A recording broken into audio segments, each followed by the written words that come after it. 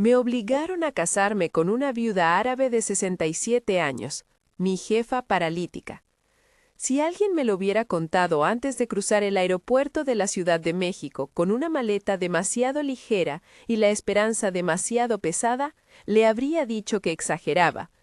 Y aún así, aquí estoy, contando lo que pasó como si pudiera poner orden en los fragmentos con palabras. No puedo otra cosa que empezar por donde todo empezó a doler. La parcela de mi padre, la cuenta que no daba, el sobre con la cifra y la fecha de vencimiento que temblaba cada vez que mi madre la miraba. 4 años antes de aquella primera noche en la mansión, mi vida era otra. Solera de pueblo, tacos en la esquina, una parcela heredada y la certeza de que mientras hubiera manos para trabajar, habría comida. Pero los tiempos cambian y con ellos las certezas. Un accidente en la fábrica dejó a mi padre con la espalda rota y las semanas de trabajo se alargaron hasta convertirse en meses sin salario. La deuda se acumuló como polvo en las esquinas, prestamistas, letras, la hipoteca tomando forma de sombra encima de la casa. Mi hermana dejó la universidad, mi madre comenzó a vender lo que podía para enviar sobres con billetes arrugados. Cuando me ofrecieron venir a Jeddah, no lo pensé en términos de aventura o romanticismo, lo hice por necesidad. Me prometieron trabajo como chofer, contrato, alojamiento y la posibilidad de mandar suficiente para pagar la deuda y rehacer la vida en el pueblo. Cruzar el océano no fue fácil. La despedida en el aeropuerto se me quedó en la garganta como un nudo de sal y promesas. Les juré que volvería con la parcela pagada. Me juré a mí mismo que no iba a voltear atrás. Eso, en el fondo, fue mi condena y mi redención al mismo tiempo. La casa en Jeddah no era una casa, era un palacio en miniatura, rectángulos de mármol y espejos que escupían luz. Desde afuera, la verja parecía cortar el mundo en dos, el calor del desierto y el frío artificial del interior. Mi trabajo no se limitaba a conducir, era también acompañar a la señora de la casa, a la viuda cuyo nombre, Salma, aprendí a pronunciar con el tiempo como quien aprende una melodía complicada. Al principio era todo mecánico, abrir puertas, pulir asientos, cargar bolsas. Luego fueron las mañanas en las que la veía sentada en su sillón junto a la ventana, envuelta en telas que parecían absorber la luz. Manías, órdenes, quizá una soledad profunda. No lo supe hasta después. Con Salma se me despertó algo distinto a la lástima, una mezcla de respeto y responsabilidad. No era condescendencia, era reconocimiento de que alguien, en esa casa llena de silencios y huyendo del mundo, necesitaba de una mano que sin preguntar demasiado la sujetara. Ese alguien terminó siendo yo. Ella no hablaba mucho, pero sus ojos estaban alerta. Tenía asistentes y enfermeras que iban y venían, pero siempre había un espacio que yo cubría. El trayecto al jardín, el té de la tarde, una mano para cambiar de posición. Todo eso me hizo más visible ante los demás, especialmente ante Omar, el hermano que administraba los bienes. Omar era la otra cara del patrimonio, frío, calculador, con un traje siempre impecable, y una manera de pedir que no admitía negativa. No tardé en entender las reglas. Los extranjeros que trabajaban en la casa tenían visa dependiente, la cual era facilitada por la familia. Sin papeles, sin permiso, un trabajador quedaba a merced de la voluntad de quien patrocinaba su estancia. Lo supe por boca de un compañero y lo sentí en la primera inspección de la policía de inmigración. Papeles, preguntas, promesas de regularizar. Para mí, sin esos papeles, no había posibilidad de mandar ni un solo real a mi madre. Para Omar, controlar las visas era una manera más de cerrar el puño sobre todo. Las primeras grietas en la cordialidad aparecieron cuando llegaron las facturas por la operación del padre. Una suma que yo no vi clara al principio, o no quise verla, terminó convirtiéndose en amenaza. Hubo una tarde en la que Omar me llamó a su despacho. Recuerdo el olor a cuero y café quemado, la alfombra gruesa que amortiguaba mi paso, su escritorio que parecía un pedestal. Me sentó frente a él y sin cortesía me dijo que la familia estaba en riesgo por la mala gestión previa.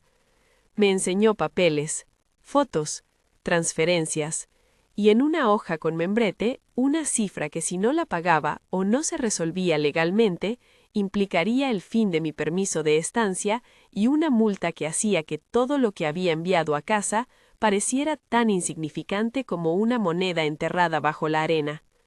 No puedes ayudar a los tuyos si estás fuera del país, dijo. Lo sabes.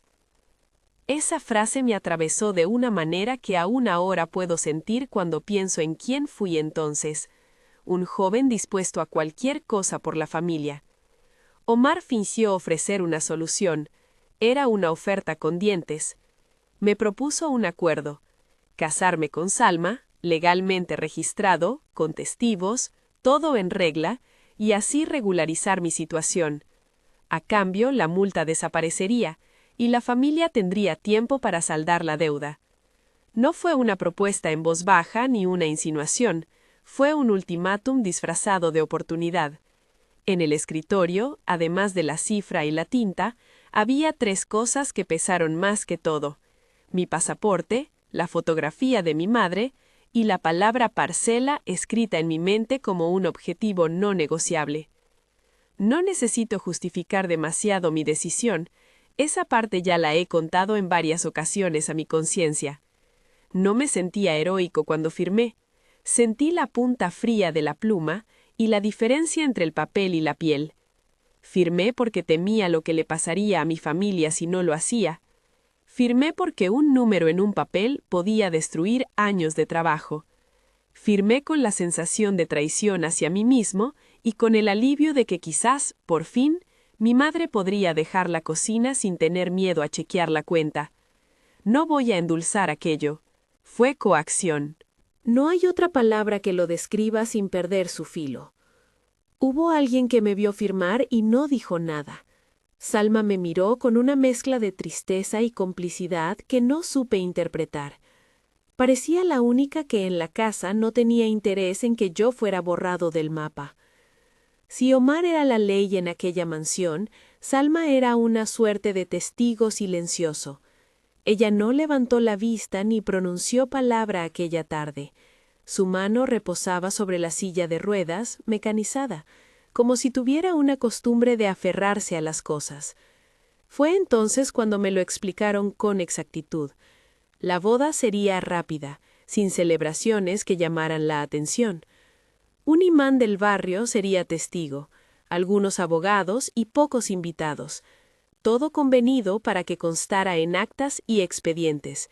Nada de alegría, todo de trámite. Antes de continuar, si estando tú en tu sofá ahora, leyendo esto, te preguntas ¿qué harías en mi lugar?, escríbelo en los comentarios. Si has llegado hasta aquí y sientes que esta historia tiene algún tipo de eco en ti, escribe valentía. No lo pido por pedantería, sino porque en ese momento lo único que me sostenía era la idea de que mi elección, por terrible que fuera, podía redimir lo que quedaba de nuestra casa. La boda fue fría, un salón sobrio, flores que parecían colocadas por obligación, la gente fue medida, el imán recitó las fórmulas, una cámara grabó cada gesto, el abogado de Omar anotó lo que debía anotarse. Yo cumplí mi papel como si fuera uno más de los muebles nuevos. Correcto, absurdo, presente. Me colocaron el anillo con la ligereza de alguien que pasa la página de un contrato. No hubo promesas de amor, no hubo miradas de complicidad con la multitud. Hubo solo la formalidad de un acto que sellaba un intercambio. Mi libertad migratoria por una unión legal. Cuando los testigos firmaron y nos declararon unidos según la ley, un silencio me recorrió el cuerpo que duró más que el eco del salón. No era alivio ni felicidad. Era, si pudiera describirlo, una sensación de suspensión. La noche en la que debía consumarse esa unión se acercó con la misma indiferencia con la que entré a la casa la primera vez. Me llevaron a la habitación principal que me dieron como alojamiento. Cama impecable, sábanas que olían a lavanda, una ventana que daba al jardín y al desierto que parecía un océano de arena. Salma tenía su cuarto propio, enorme, con cortinas que cerraban un mundo. Yo, por respeto y por las reglas implícitas de la casa, no me moví con impaciencia ni con intenciones. Tampoco esperaba un encuentro romántico. Si ha de haber una verdad aquí, yo no fui a buscar cariño. Fui a buscar la firma que me liberara para poder enviar dinero. Audaz y cobarde a la vez. A medianoche, no sé si por el sueño que no me dejaba o por el zumbido constante del aire acondicionado, me despertó un ruido sordo. Al principio creí que eran los pasos de la noche en la casa. Entonces vi a través de la rendija de la puerta entreabierta la silla de ruedas en el pasillo. No era extraña verla allí. Era la posición que ocupaba durante el día. Lo extraño fue lo que sucedió después. La silla comenzó a desplazarse sin motor aparente, con un movimiento lento, como empujada por alguien que no quería hacer ruido. La rueda rozó la alfombra y dejó un susurro. Un pañuelo quedó enganchado en una de las partes metálicas, y parecía decir que algo se había torcido. Mi primer impulso fue pensar que alguien había pasado a empujarla por descuido.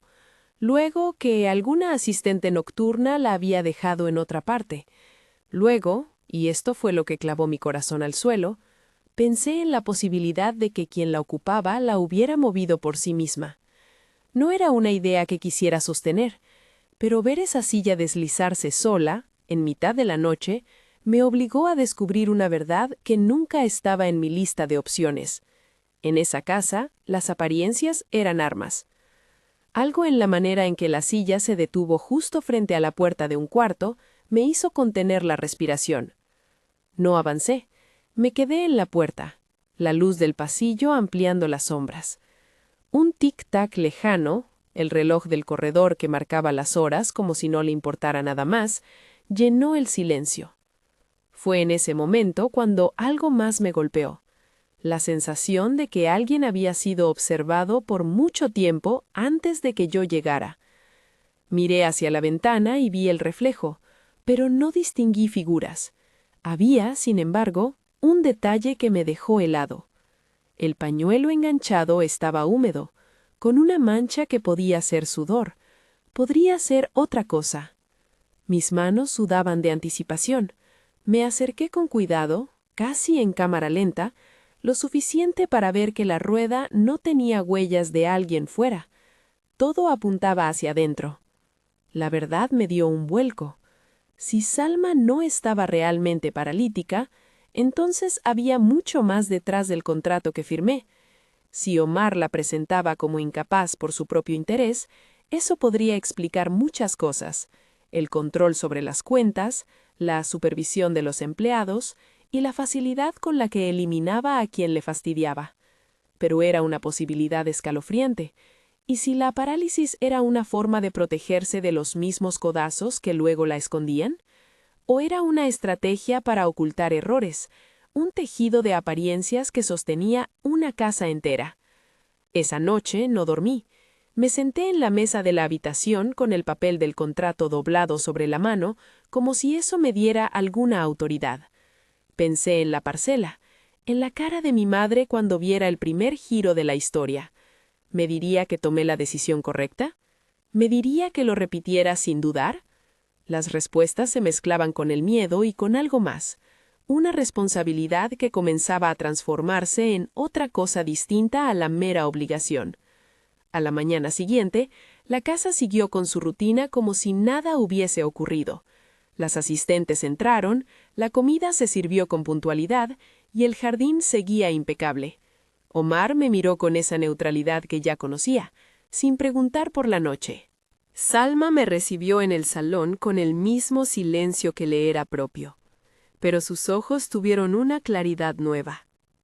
Me dio las gracias de una manera que no sé explicar. Quizás fue un agradecimiento por un gesto que yo no había percibido como tal. Fue ahí cuando comprendí la precariedad de mi posición. Estaba casado en papel con una mujer a la que apenas conocía y cuyas facetas parecían estar guardadas en recintos a los que yo no tenía acceso. Los días siguientes se convirtieron en una coreografía de movimientos pensados. café a primera hora, medicamentos que se entregaban con rigor, la presencia casi constante de Omar en asuntos económicos. Aparentemente, la unión legal había sido un bálsamo temporal. Los documentos que firmé sirvieron para detener la maquinaria burocrática que amenazaba con expulsarme, y desde la calle, la vida se volvió más soportable. Pude enviar dinero y por primera vez en meses, mi madre pudo respirar sin el terror de que la casa se perdiera. Esa sensación de alivio era amarga. Lo consiguió mi firma, sí, pero ¿a qué precio?, me preguntaba yo a solas. Con el tiempo, pequeños detalles empezaron a formar un mapa que no coincidía con lo que me habían dicho. Había cámaras en lugares insospechados, grabaciones que se guardaban con la meticulosidad de quien resguarda secretos. Una caja fuerte que generaba curiosidad cada vez que Omar se acercaba a ella. En una ocasión, mientras limpiaba la sala de estar, encontré una memoria USB escondida detrás de un cuadro, anónima, sin etiquetas. No la abrí de inmediato, la guardé en mi bolsillo como quien guarda una moneda de oro hallada en la arena. No se trataba de robar, se trataba de proteger algo que todavía no sabía qué era. Una tarde, cuando el sol pegaba con la violencia caliente del desierto, Salma me llamó a su cuarto. Entré y la encontré sentada en su silla como si hubiera esperado que llegara. No dijo gracias ni se quejó. Simplemente me miró con esa mirada que parecía haber visto los siglos y por primera vez habló conmigo más allá de las formalidades. «Hugo», dijo, «tú has venido por otra cosa al principio, lo sé. Lo veo en tus manos». No supe qué responder. Tenía la sensación de que me miraba con la misma intensidad con que alguien mira una herida para saber si curará o infectará. Me pregunté si ella había estado fingiendo la necesidad de cuidado. Me pregunté si yo había sido apenas un peón en un tablero que ni siquiera era capaz de distinguir por completo. Sin embargo, en la voz de Salma hubo algo que me hizo entender que no todo era como Omar lo pintaba. Había en sus palabras un rastro de cansancio, pero también una decisión, la de no ser solo una pieza. Esa tarde me dejó con más preguntas que certezas. La memoria USB que llevaba en el bolsillo empezó a pesar como una promesa. Me quedé en la cocina hasta que la casa se volvió a apagar. Empecé a pensar que, si había una posibilidad de que la parálisis de Salma fuera fingida, entonces muchas piezas de aquel rompecabezas podían encajar de otro modo. Pero sospecha no es prueba, y prueba no es absolución. Sabía que para cualquier movimiento necesitaba algo contundente, una grabación, un documento, una confesión, nada de intuiciones. Siendo honesto, en ese mes inicial hubo momentos de vergüenza. Caminar por la calle y saber que la gente veía en mí a el marido de la señora. Entrar a tiendas y ser tratado con curiosidad, incluso con sospecha. Pero también hubo instantes de una extraña ternura. La forma en que Salma se apoyaba en mi brazo para cruzar un vestíbulo, la gratitud silenciosa al traerle té, la manera en que me contaba fragmentos de su vida sin pedirme que juzgara. A veces la realidad humana se escapa de los estereotipos con la misma facilidad con la que un viento inesperado apenas ondula una cortina. La casa empezó a sentir que no era solo una prisión legal, sino un lugar de trabajo con un misterio por resolver. Mi cabeza se llenó de posibilidades y de planes tímidos. La memoria USB seguía en mi bolsillo, como un juramento hecho sin palabras. Sabía que la decisión de abrirla implicaría avanzar en algo que podía destruir o salvar a mucha gente. Pensarlo me daba vértigo. Una noche, mientras recogía la sala, vi una luz tenue que venía del despacho de Omar. Furtivamente me acerqué y vi su silueta caminando entre papeles y pantallas. Había en su postura la arrogancia del que cree que ha doblado todas las voluntades. Lo escuché hablar por teléfono en una lengua que no entendí del todo, por lo que alcancé a seguir estaba discutiendo cifras, plazos, cómo manejar una situación. Cuando colgó, apoyó la frente contra la palma de la mano y soltó un suspiro que parecía más de cansancio que de remordimiento. Me volqué a la memoria USB y decidí con una mezcla de temor y resolución conectarla a mi teléfono esa misma noche. Lo que encontré no fue una revelación inmediata como en las películas, no fue un video que dijera todo de golpe, fueron fragmentos, audios de llamadas, fotografías de transferencias, un archivo donde una voz masculina y segura pronunciaba sin tapujos instrucciones sobre cómo convencer a empleados y resolver asuntos incómodos. En otro archivo, una grabación de Omar hablando con alguien sobre sustituir a una trabajadora que había empezado a hacer preguntas. Los nombres no siempre aparecían completos, pero las intenciones estaban claras: extorsión, manipulación, uso de documentos para presionar. Ese pequeño dispositivo contenía más que chismes, contenía trazas de un patrón que podía desmontar una red de control.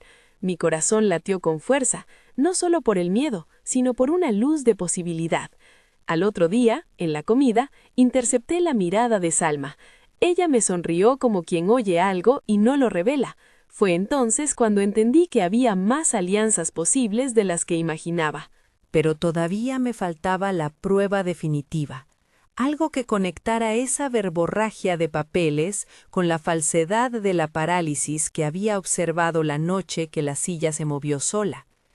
Tenía evidencia de corrupción y tenía sospecha de simulación, pero no la relación entre ambas. Y sin esa relación, todo lo que podía hacer sería señalar sombras sin resultados.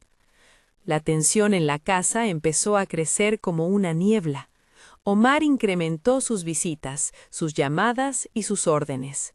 Su mirada sobre mí se volvió más aguda, como si intentara leer entre mis gestos.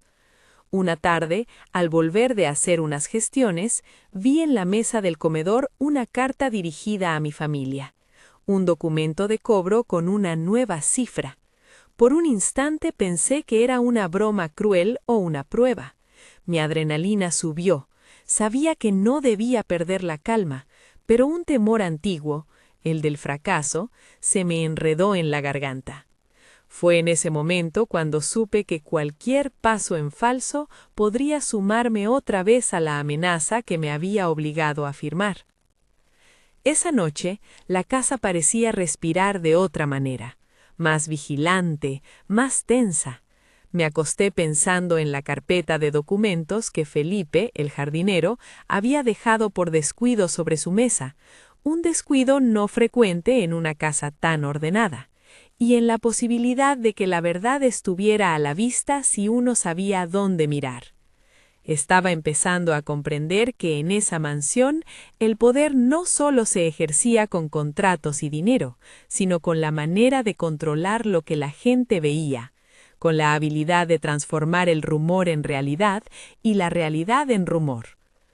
Entonces, una vez más, la silla de ruedas apareció en mi camino. Esta vez no fue una casualidad. Era medianoche y el cuarto estaba oscuro. El zumbido del aire acondicionado llenaba mis oídos. Me incorporé y fui hacia la puerta sin pensarlo. La silla estaba en el centro de la habitación, exactamente donde la había visto aquella primera noche. Pero esta vez la luz de la luna que entraba por la ventana la iluminaba con claridad. Vi el pañuelo enganchado en la rueda y al lado, sobre la alfombra, una huella pequeña que no pertenecía a ningún miembro del personal visible. Era una huella que parecía reciente y que por su forma no correspondía a la rueda, sino a un zapato diminuto. Mi mente saltó a conclusiones, más de las que debería. Mi cuerpo se tensó. Al acercarme, noté una marca en el suelo. Un leve arañazo que sugería que alguien había incorporado fuerza para mover la silla. Fue entonces cuando escuché, apenas un susurro, un leve crujido detrás de las cortinas. No era el viento, no era un insecto, era el sonido de la tela cediendo a un movimiento humano. Antes de que pudiera llamar o encender la luz, la cortina se abrió 1 centímetro y vi algo que no esperaba. Una sombra, una figura que se inclinaba hacia adelante con la seguridad de alguien que no quería ser vista. En ese instante, todo el peso de mi elección, la firma, la boda, los cheques enviados a casa, se precipitó sobre mi pecho como una roca. Mi mente, que había buscado excusas para normalizar mi situación, se quedó sin argumentos.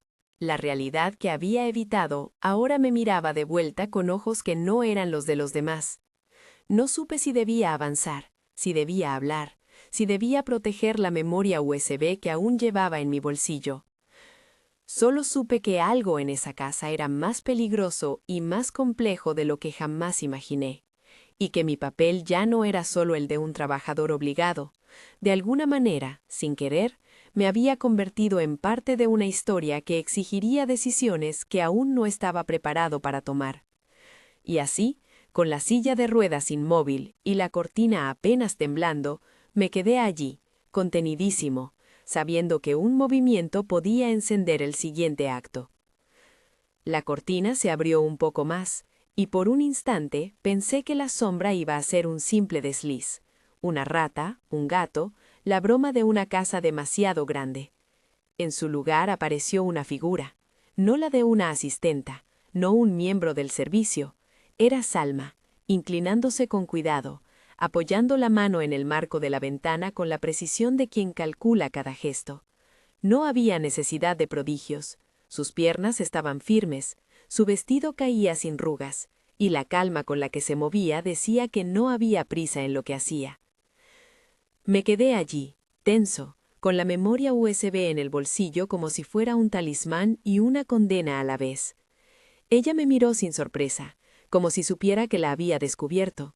No hubo gritos ni reproches, solo una voz baja que me llamó por mi nombre. «No te asustes», dijo. «Te dije que había cosas que debías ver por ti mismo». La sensación que me recorrió fue mezcla de alivio y vergüenza. Había estado cerca de creer en la prisión de la que me habían arrojado. Ahora veía que la celda tenía puertas que se abrían desde dentro. Salma cruzó la habitación con pasos medidos y se apoyó en la mesilla. No estaba cansada, parecía más bien templada por la decisión. «¿Por qué?», pregunté sin pensar en suavizar la palabra.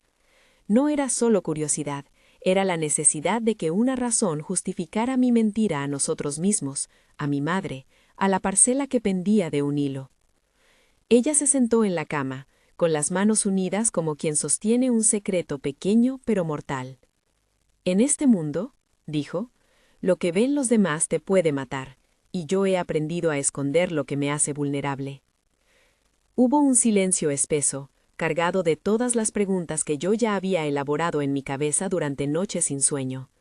Salma habló despacio, como si cada frase tuviera un precio. «No fingí por capricho, fingí para sobrevivir y para observar, para ver quiénes eran leales, quiénes aprovechaban, quiénes tenían manos largas para tocar donde no debían. Omar no es un hermano que administra, es un administrador que gobierna, y un hombre así devora todo a su paso». Las palabras no eran una disculpa, eran una explicación que no buscaba excusar el engaño, sino ponerle una forma que pudiera comprender.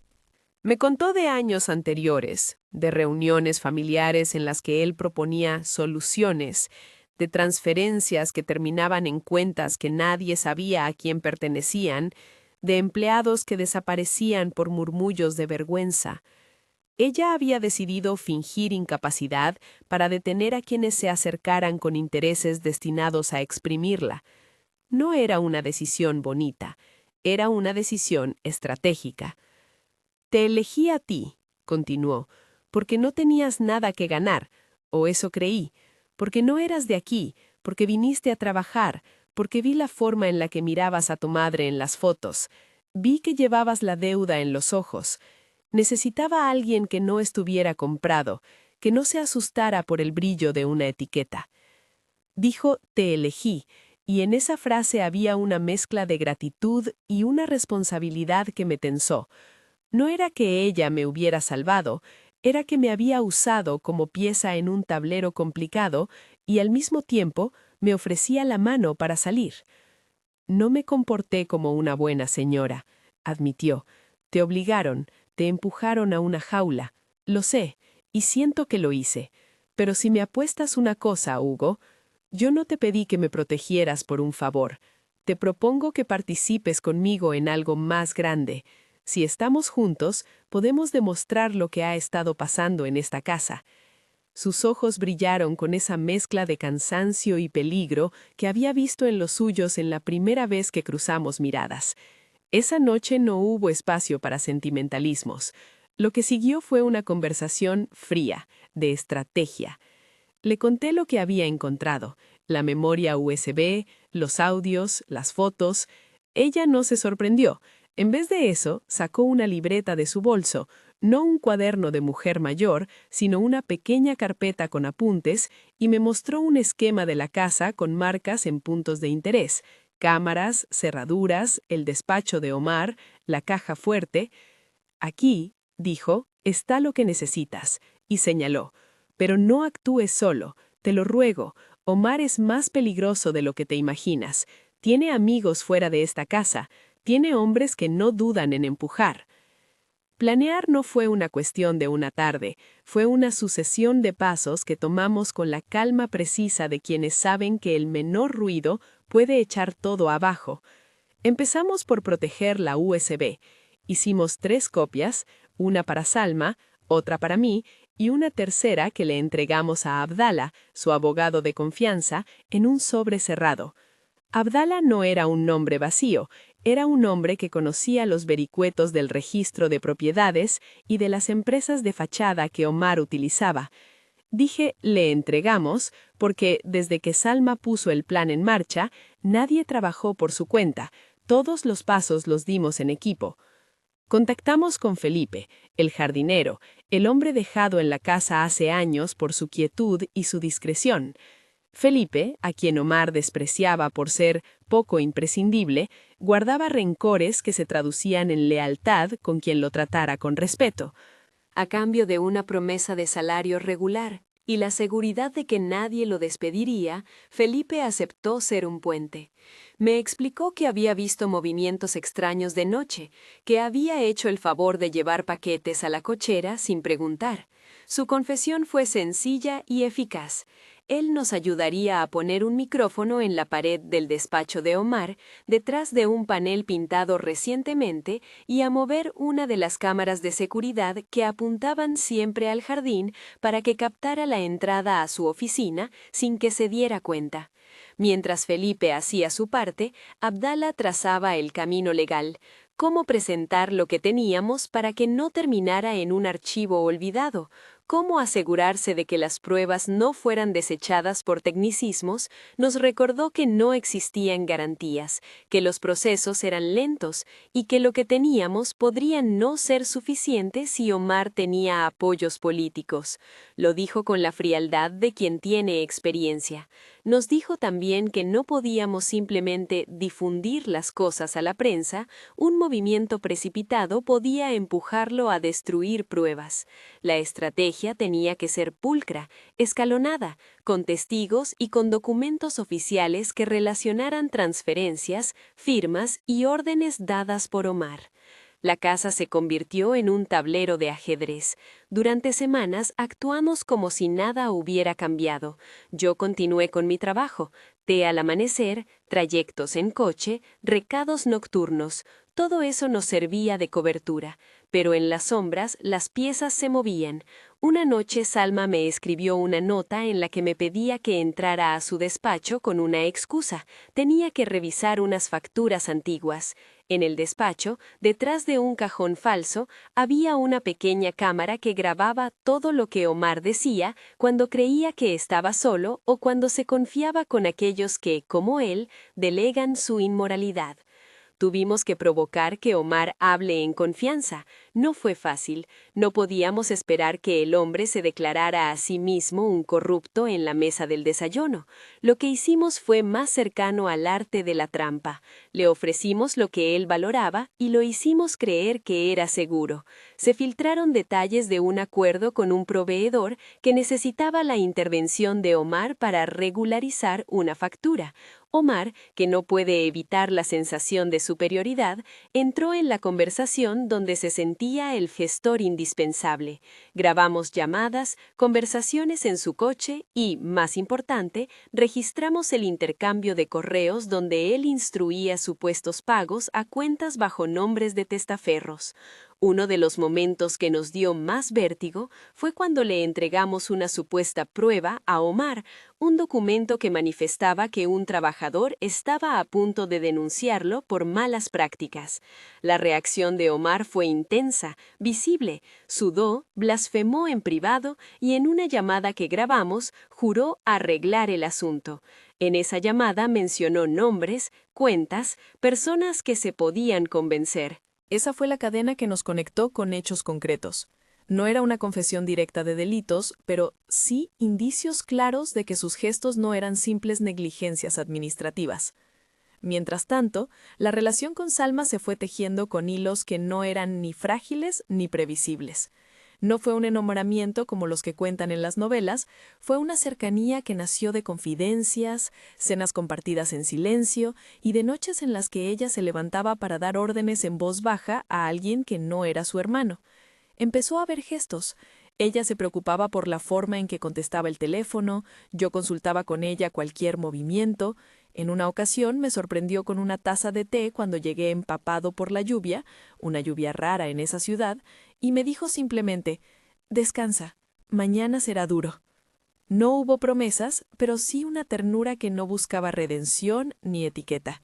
Fue compañera de noche y, con el tiempo, la persona que me dijo la verdad cuando la culpa me empezaba a devorar. Los días en que las pruebas parecían suficientes, Abdala dio el primer paso público. Solicitó una auditoría externa a las cuentas de la casa y presentó ante la entidad bancaria interna una petición formal para revisar transferencias sospechosas. No fue un golpe fulminante, fue una presión técnica que obligó a Omar a moverse, y al presionarlo, lo volvimos más descuidado. Empezó a cerrar correos, a cambiar de teléfono, a evitar reuniones en la casa. Fue en la prisa donde cometió un error. Ordenó a uno de sus colaboradores, un contador que había participado en las regularizaciones, que destruyera facturas. Felipe, con la cautela que había aprendido en años de jardín, registró la entrega de sobres en un cajón que luego se convirtió en prueba documental. El día de la confrontación lo recuerdo como si hubiera sido filmado en blanco y negro. Sabíamos que no podíamos simplemente llamar a la policía y esperar, había que llevar a Omar a un punto en el que, con testigos y abogados presentes, no pudiera alegar conspiración. Abdala organizó una reunión en el salón principal donde habitualmente se recibían visitas de alto rango. La idea era simple: reproducir, delante de él, audios y videos que no dejaran lugar a dudas sobre sus órdenes y transferencias, con un auditor presente que certificara la autenticidad de los archivos. Invitamos también a 2 representantes del banco y a un funcionario de la oficina de registro. No invité a prensa ni a gente ajena, necesitábamos que la presión viniera de instituciones que, por su propia naturaleza, no podían volverse en contra sin consecuencias. Omar llegó con el traje que siempre lo acompañaba, impecable, arrimando la austeridad que él confundía con respeto. Su mirada al entrar fue una mezcla de sorpresa y desprecio. No imaginaba que tuviéramos tanto como pensábamos. Abdala, con una calma de cirujano, presentó las evidencias. Correos en los que Omar instruía pagos a cuentas que no tenían relación con proveedores. Audios donde él hablaba de dar instrucciones para acomodar cifras.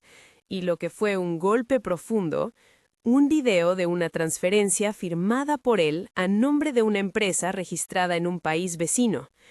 Reprodujeron también el audio donde, en una conversación grabada por la cámara del despacho, hablaba con un tercero sobre cómo mantener controlados a los empleados. Omar cambió de color en directo. Intentó negar, luego desviar y finalmente acusó de manipulación. Fue ahí cuando Abdala llamó a los auditores del banco, quienes mostraron la traza de una de las transferencias y la concordancia con la orden enviada desde la cuenta que Omar gestionaba. No fue un veredicto, fue el inicio de un procedimiento, pero en ese instante, lo que más me llegó fue ver cómo se desmoronaba la máscara de invulnerabilidad que Omar llevaba puesta. No hubo violencia física. La casa era demasiado elegante para eso. Hubo, en cambio, la brutalidad de la pérdida de control. Al final de la reunión no hubo gritos ni escenas de telenovela. Hubo funcionarios que tomaron notas, auditores que solicitaron más documentos y como gesto inmediato, el banco decidió suspender temporalmente algunas operaciones hasta que una investigación interna avanzara. No dije, fue así y punto. Digo, suspender temporalmente, porque en la vida real nadie nos dio la justicia en bandeja. Nos dieron, en cambio, tiempo y una oportunidad, y la aprovechamos para consolidar pruebas adicionales, recibos, correos antiguos, contratos firmados con firmas que, por cálculo de perito, no coincidían. Omar no aceptó la pérdida con dignidad. Esa misma noche se produjo una escena que pocos de los empleados vieron, pero que muchos comentaron después. Empaquetó pertenencias, gritó palabras que revelarían su desesperación y salió por la puerta principal con un coche que lo dejó en la penumbra. Algunos dicen que trató de mover dinero, otros que llamó a personas influyentes para que intervinieran. Lo que sí fue cierto es que perdió algo fundamental, el control absoluto sobre la casa. Y cuando el que maneja el poder pierde la certeza de su impunidad, las cosas cambian. Después de todo aquello, vinieron las reuniones con el banco, con el auditor, con Abdala. No hubo una caída fulminante que acabara con él en prisión de la noche a la mañana. Hubo, en cambio, procedimientos, congelamientos parciales de cuentas, citaciones, la solicitud de auditorías externas y la intervención de las autoridades competentes. Omar utilizó sus recursos para intentar replegarse. Nos amenazó de lejos, envió correos en los que me acusó de ser un traidor y declaró en televisión local que las acusaciones eran conspiraciones de empleados resentidos. Lo hizo con la arrogancia que lo caracterizaba. También lo hizo con la torpeza de quien no entiende que la verdad, cuando está documentada, se abre camino. Lo más importante para mí y mi familia fue lo que sucedió después. Salma, en un acto que no fue gesto de grandiosidad, sino de reparación, firmó la cancelación de la multa que me amenazaba. No fue una dádiva sin consecuencias, había que hacerlo con la asesoría de Abdala, con cheques, con procesos para que la anulación quedara registrada por escrito. Firmó un documento que liberó mi estatus migratorio y ordenó a su banco que restituyera mi derecho a trabajar sin esa espada sobre la cabeza. También, con sobriedad, se hizo cargo de la deuda de la parcela. No la regaló, la pagó con números y transferencias que Abdala registró y que, legalmente, cerraron la cuenta que amenazaba el porvenir de mis padres. No voy a adornarlo. Aquello no borró mis culpas, pero sí devolvió un piso de dignidad que necesitábamos como familia. Con la presión institucional sobre Omar y la visibilidad de las pruebas, fue posible convencer a algunos donantes y a personas de buena voluntad a apoyar una idea que a Salma le venía dando vueltas desde hacía tiempo: la creación de una pequeña fundación que ayudara a trabajadores migrantes a regularizar su situación y a ofrecer asesoría en casos de explotación laboral. No fue un gesto para lavar conciencias, cada cosa que hicimos fue registrada y certificada. Fue una decisión basada en lo que había salido mal en su casa y en lo que podía corregirse. La fundación no nació del sentido de culpa exclusivo de Salma. Nació de la necesidad de transformar la vulnerabilidad que había explotado Omar en una herramienta de reparación. La primera vez que entré con mis padres en la casa para ver la situación de la parcela, vi lágrimas en la cara de mi madre que no eran de pena, sino de alivio. Pagar la deuda no resolvió todos los problemas, pero permitió que mi hermana volviera a la universidad con confianza, que mi padre tuviera el tratamiento que necesitaba sin el miedo constante a perder el techo y que mi madre volviera a coser sin la ansiedad insoportable de la cuenta pendiente. Salma no explicó esto con flores. Lo hizo con papeles, con transferencias, con reuniones donde me pidió que la acompañara. Fue una experiencia que me obligó a mirarla con otros ojos. no los de un joven agradecido que firmó por necesidad, sino los de alguien que había compartido una lucha en la que ambos arriesgaron. El proceso judicial contra Omar siguió su curso. Allegados y testigos entregaron declaración, los auditores encontraron irregularidades adicionales y con el tiempo, la casa quedó bajo una administración interina que Salma autorizó para proteger su patrimonio. Omar, una vez poderoso, quedó reducido a la condición de acusado. No diré que todo fue impecable. Muchas veces nos topamos con dificultades, abogados que pedían sobornos, maniobras que buscaban dilatar, pero la evidencia fue una costura que no pudieron deshacer. Entretanto, con todo lo que pasó, lo que menos me esperaba empezó a cambiar en mí. Mi relación con Salma, nacida en una coacción y un plan compartido, fue transformándose. No fue un romance de película, fue la paciencia, la cercanía, la ternura que se va consolidando cuando dos personas se la juegan por un propósito mayor. Pasamos momentos sencillos, paseos por el jardín al anochecer, hablar de recuerdos y la confianza de dejar que el otro sea humano, con contradicciones, con miedos. Hubo noches en las que ella, con una sinceridad que no pretendía seducirme, me dijo que la soledad le había herido la vida. Hubo tardes en las que yo le conté de mi padre, de mi hermana, de los tacos que mi madre seguía preparando con la misma receta de siempre. Esas confesiones, compartidas en la intimidad de la casa, hicieron que el hilo que nos unía se enredara de forma distinta. Ya no era solo conveniencia legal, era elección. Al decidir quedarnos casados por voluntad, lo hicimos con una conversación amplia. No fue una decisión inmediata. Pasaron meses en los que hablamos de lo que significaba la unión fuera del papel, si queríamos que los lazos siguieran, si deseábamos ser compañeros o mantener una distancia prudente. Fue ella quien en un amanecer cálido dijo: «No tenía que obligarte, no tenía derecho, pero si te quedas, que sea porque lo eliges». Yo tuve que responder con honestidad. No quería permanecer por miedo ni por comodidad. Quería quedarme porque había descubierto una afinidad con alguien que, con su inteligencia y su fragilidad, me había enseñado a mirar más que a sobrevivir.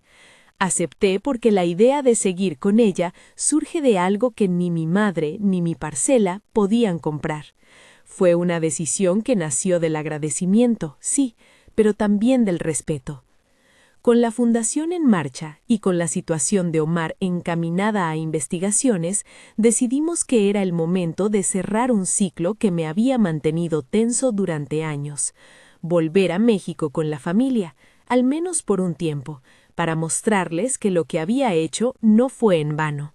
Fue un regreso que no supuso un estruendo heroico, sino un reencuentro doméstico. Abrazos en la cocina de mi madre, el llanto tranquilo de mi padre, la sorpresa de los vecinos. Llevé a Salma conmigo. Fue la primera vez que la vi entre tacos y mercados, observando con curiosidad las cosas simples de nuestro pueblo. No fue una turista, fue alguien que quería entender de dónde yo venía y por qué había sido capaz de arriesgarme por mi gente. El viaje a México no fue la conclusión de todo, fue un paso intermedio donde mostramos a los nuestros que la reparación es posible cuando alguien finalmente enfrenta lo que hizo mal. La Fundación hizo su primer aporte a la comunidad, una pequeña bolsa de recursos para que trabajadores migrantes en nuestra región pudieran tramitar documentos y recibir asesoría legal. No resolvimos el mundo, pero dimos un puñado de oportunidades. Vi a mi madre sonreír sin la sombra de la deuda, vi a mi hermana firmar su inscripción con la esperanza en los ojos, y en medio de todo eso, Salma caminaba por nuestro pueblo con la discreción de alguien que ha visto mucho y que no necesita demostrarlo. Con el tiempo, lo que comenzó como una unión forzada se transformó en una pareja que eligió seguir junta por razones que iban más allá de la conveniencia. No digo que enamorarse fuera inevitable, digo que la cercanía forjada en una batalla común condujo a algo más cercano a una alianza profunda. Ella se apoyaba en mí para decidir y yo buscaba su consejo para no perder la brújula. Cuando en una tarde cualquiera me tomó la mano y me dijo gracias, supe que aquello, aunque imperfecto, era real.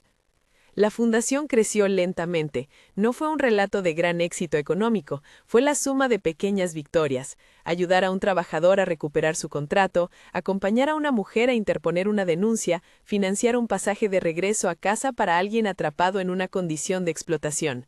Cada gesto representaba una reparación simbólica que, por pequeña que fuera, nos daba sentido. Salma, con su dinero y su reputación ahora restaurada en parte, usó sus recursos para crear programas de asesoría y para financiar clínicas móviles que ayudaran a revisar trámites migratorios en colaboración con ONGs locales. Mirando atrás, me doy cuenta de que la historia no fue sobre la maravilla de un matrimonio insólito, fue sobre la manera en que dos seres humanos, en circunstancias extremas, pueden decidir reconstruir lo roto. Fue también sobre las grietas que dejan los abusos de poder y la forma en que, con evidencia, valentía y cooperación, se pueden cerrar. No quiero santificar nuestras decisiones. La firma fue una coacción y el daño que supuso no se olvida, pero también quiero reconocer que del dolor nacieron acciones que ayudaron a dar voz a quienes estaban en la misma situación. Sobre Omar, el final no fue espectacular. La justicia avanzó con su ritmo propio. Hubo periodos de silencio y otros de rumor. Fue investigado y se le retiró la administración de los bienes. Hubo auditorías que lo dejaron en evidencia y con el tiempo algunos aliados lo abandonaron. No busqué venganza. Lo que buscábamos eran consecuencias que impidieran que él siguiera maniobrando con impunidad. Eso ocurrió no por nuestras manos, sino porque la evidencia obligó a las instituciones a actuar. En la práctica, eso significó que Salma recuperó el control de lo que era suyo y yo recuperé la libertad de caminar sin el temor de una deportación inminente. En el epílogo de todo esto, hay días en los que me detengo a pensar en las cifras, en los papeles, en la pericia que mostró Abdala, en la lealtad de Felipe y en la paciencia de Salma. Hay noches en las que aún me recompongo del miedo que me acompañó durante meses. Y hay mañanas en las que voy al jardín de la casa y me quedo mirando una mesa donde, hace tiempo, Omar firmó papeles que no debía. Esos momentos de reflexión no persiguen la redención absoluta, persiguen la aceptación de que tomé decisiones difíciles y que con ellas pude reparar algo del daño. Si alguien lee esto y siente que su vida se ha puesto en el filo de una decisión imposible, quiero decir que el camino es duro, pero no está cerrado. No hay fórmulas mágicas, no hay finales garantizados. Hay estrategias, alianzas y trabajo. Y hay que elegir con la conciencia de las consecuencias. Si algo aprendí, es que la dignidad no se negocia y que la valentía no tiene que ser grandiosa para ser efectiva. Hoy, la Fundación organiza talleres, da asesoría básica y acompaña procesos legales. Salma y yo comprendimos que reparar no es solo pagar cuentas, es crear estructuras que impidan que otras personas pasen por lo que nosotros vivimos. Viajamos a México una vez al año con la familia. Celebramos la parcela que ahora pertenece a mis padres sin el temor constante de perderla. Seguimos casados y seguimos siendo compañeros. No siempre estamos de acuerdo. Discutimos sobre proyectos, sobre la manera de usar recursos, sobre cuándo publicar ciertos casos, pero lo hacemos desde el respeto y la elección. A veces me deslizo en la ironía de la vida. Siendo chofer en una mansión, acabé casado con la dueña y de esa unión surgió algo tan inesperado como una fundación y una reparación para mi familia. Podría parecer una novela, pero no es eso. Es la vida a trompicones, con decisiones que duelen y con resultados que no siempre se ajustan a lo que uno imagina. Si has llegado hasta aquí y esta historia te ha tocado, si te ha hecho pensar en lo que harías en una situación parecida, te invito a compartirla con alguien que quizás la necesite. Y si te reconoces en la necesidad de luchar por la justicia a partir de la verdad documentada, acompáñanos en el camino de la reparación. Suscríbete y apoya relatos que transforman heridas en acciones. Gracias por escuchar mi voz y por acompañarme en esta verdad que, aunque nacida en coacción, terminó por enseñarme qué significa elegir, qué significa proteger ¿Y qué significa finalmente amar con responsabilidad?